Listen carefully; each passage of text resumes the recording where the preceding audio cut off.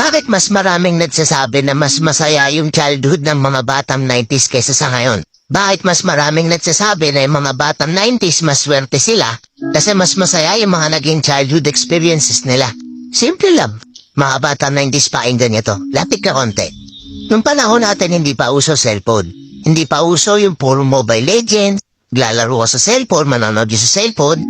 Lahat ng laro natin nung bata tayo puro physical.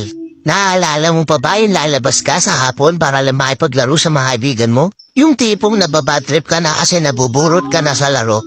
Pero tuloy ka pa rin kasi masaya ka makipaglaro sa kanila. Yung tipong lalabas ka ng alas 3 ng hapon hanggang alas 6 hindi ka na pwede magpagabi kasi mapapalo ka. Pero yung maiksing oras na yun para makapaglaro ka, pakiramdam mo ang haba-haba na. Naaalala mo pa ba? Pagdali mo sa eskwela, madaling-madali ka kasi may papanoorin ka pa. Oo, kasi yung mga palabas sa TV noon, puro pambata pa.